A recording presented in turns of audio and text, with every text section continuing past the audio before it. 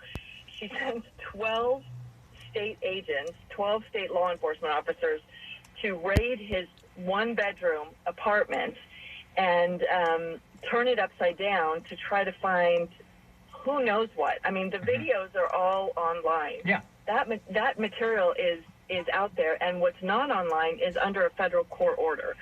So, and if she wanted that, she needed to go to the federal judge, not rifling the one, through yeah, the one in San personal Francisco. effects. That's the one in San Francisco who gave that emergency TRO to National Abortion Federation, right? To keep that from being spread. Yes, okay. Exactly, and to Planned Parenthood, by the way. Okay, so good. there are two injunctions in place, but the one for the National Abortion Federation puts all that, the rest of the recordings, or much of the rest of the recordings, under seal.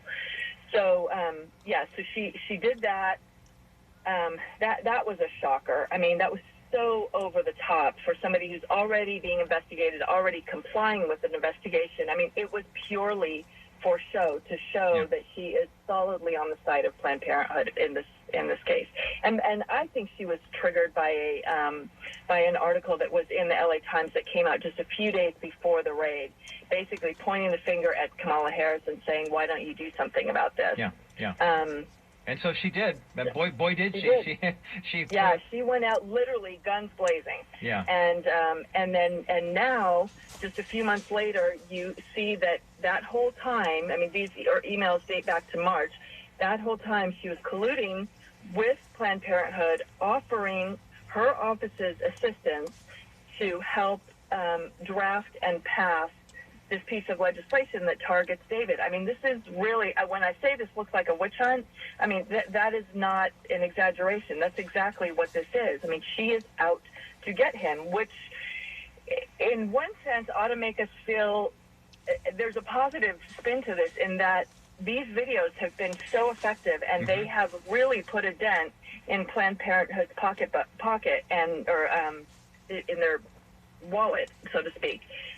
This is hitting them where they live, which is the financial arena. They do this. They are a huge corporation, a $1.3 billion a year corporation with another $1.3 billion in assets. And those videos hurt this abortion corporation. They certainly do. Alexandra Snyder, the Executive Director of Life Legal Defense Foundation, is with me today here on The Bottom Line. I'm Roger Marsh. We've got the article up at thebottomlineshow.com from the Washington Times about Kamala Harris and Planned Parenthood and the collusion that has been going on in terms of passing this legislation through both the Assembly and the State Senate, how it was actually worded, how it was actually sponsored, and you see Planned Parenthood and the State Attorney General's office all over it, especially in a state like California, Alexandra, where we know that this is an Attorney General who has not been family-friendly. This is the woman who said, "I will not defend Proposition 8 before the Supreme Court." This is the woman who is going after a guy who has already cooperated with authorities. I mean, to my knowledge and to your knowledge, has David Daleiden ever rejected